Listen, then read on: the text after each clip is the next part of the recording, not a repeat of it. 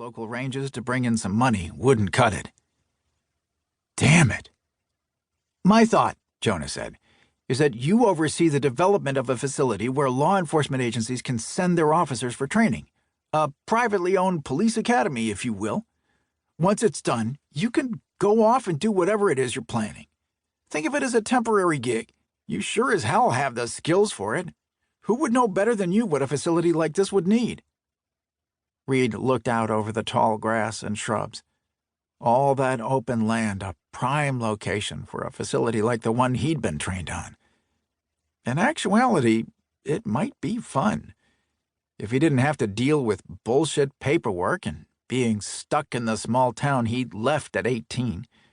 Back then, he'd wanted to experience the world, and he'd done it. Loved it, too. And he sure as shit didn't expect to give up that exploring at the age of 30. Again, he scratched his cheek and tried to ignore his brother's stare. I don't know. I'll think about it.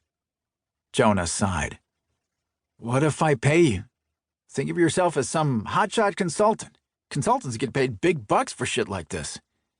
And now his little brother expected to pay him. As if.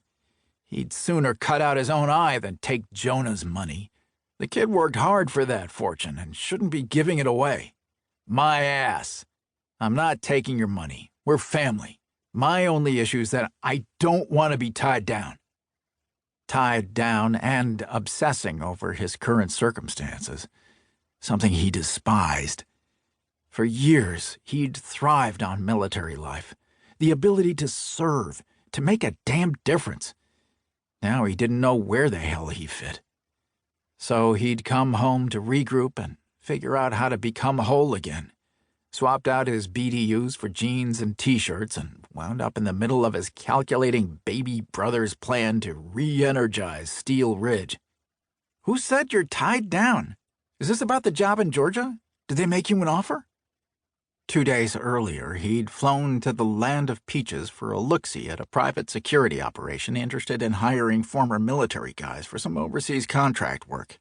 30 minutes into the interview, they'd offered him a job. But the damned knee. Could it hold up? And did he really want to be doing private contract work? Yeah, they made an offer. So you're leaving? Was he? Who the hell knew? Reid shrugged. I don't know if it's the right fit. Then do the build-out while you're waiting for whatever is the right fit. It's not like you have a plan otherwise. Well, that was part of the problem, wasn't it? He didn't have a plan, except to not be in Steele Ridge permanently. He'd been offered a job that might satisfy his craving for action and allow him to utilize his skills, yet what? He didn't know. He was great at blowing shit up and could sell a dog off a meat truck, but he wasn't a 9-to-5er. No way. If I had a plan, would I be whining? Jonah snorted. You're not whining. You might be pissed at me, but you're not whining. Just do this. It's a total no-brainer for you. Reid bit down hard enough to send a shot of pain through his jaw. He did not want to be saddled with this monster. A project like this would be huge. A hell of a challenge, which Reid loved, but the red tape? Enormous. God damned Jonah. But, hell, he didn't have anything else to do, and, in truth, he was bored out of his skull. Reid glanced down at his knee, where the dull throb reminded him he might need an ibuprofen soon. He redirected his thoughts, vying for more time without medication. Each day he'd been stretching it out a little further. The goal was 0 ibuprofen, and he'd just dropped from 5 to 4, definitely on his way. He focused on the building in the distance, let the tweeting birds and warm sun settle his mind. A training center.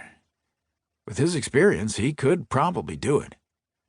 What the hell else do I have to do?